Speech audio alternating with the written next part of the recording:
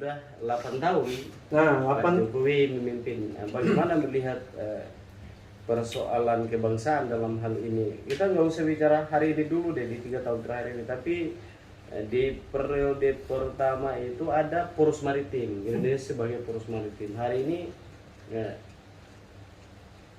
kita nggak. Gue mencermati soal poros maritim dunia itu, gue mendalami soal maritim itu, termasuk Proknas, Program Nasional Tol Laut itu, yang kemudian hilang lenyap entah kemana pasca pemilu 2019. Jadi yang menarik adalah poros maritim dan Program Nasional Tol Laut itu berhenti pasca kita menandatangani perjanjian One Belt One Road dengan Cina. Pertanyaannya menjadi mudah, apakah poros maritim dan Program Nasional Tol Laut itu memang dibuat untuk menyambut bergabungnya kita dalam One Belt One Road yang dibuat oleh Cina? Yang dua negara bahkan tidak mau ikut serta dalam program One Belt One Road itu, India dan Malaysia nggak mau merekonstruksi kembali jalur sutra. Program obor itu One Belt One Road itu nggak efisien secara ekonomi buat kita, tapi kemudian ditandatangani oleh pemerintah di tahun 2019. Nah, sejak itu kan hilang program nasional tol laut dan poros maritim itu. Nah, ini kan menjadi perhatian kita gitu, bahwa kalau kita bicara soal dignity kita sebagai sebuah bangsa, kan sebagai bangsa maritim terbesar kedua di dunia, ya kan kita seharusnya tetap menjalankan program itu. Tapi berhenti gitu.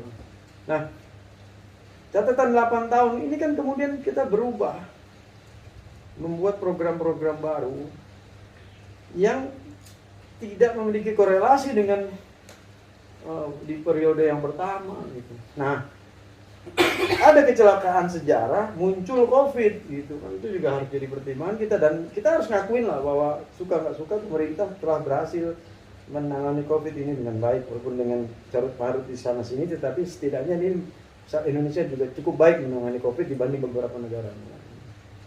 Kita harus akuin lah, di Amerika itu 50 juta rakyat Amerika homeless, jadi gelandangan gara-gara COVID. Kan kita nggak ada yang jadi gelandangan gara-gara COVID itu. Jadi banyak hal kita bisa lebih baik dari banyak negara dalam menanggulangi COVID. Nah, problem yang jadi catatan kita adalah soal di mana kita dalam konteks pergulatan geopolitik, geoekonomi, dan geostrategis kawasan maupun geopolitik, geoekonomi, dan geostrategis dunia. Soal Indo-Pasifik dan yang lain-lain. Yang di mana sih positioning kita? Apakah kita, kan kalau kita secara geografis strategis ini. Tapi problemnya apakah secara politis juga kita jadi punya posisi yang sama strategis? Apakah secara ekonomis juga kita punya posisi yang strategis gitu? Apakah secara sosial dan pergaulan internasional dan kawasan, apakah kita kemudian menjadi strategis juga? Itu kan tantangannya.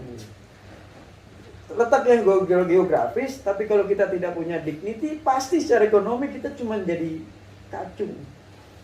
Letak geografis yang bagus, tapi kita secara politis tidak strategis kedudukan kita, maka kita akan diintervensi terus oleh kebijakan-kebijakan negara-negara besar.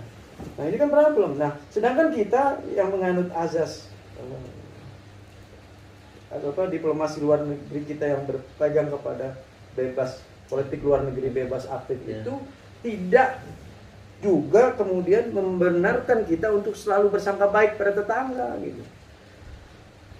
Berkali-kali kan gue ngomong bahwa Indonesia seharusnya tetap memandang siapapun tetangga Indonesia ini sebagai ancaman, setidaknya untuk 3 hal itu, dalam geostrategis, geoekonomi, dan geopolitik.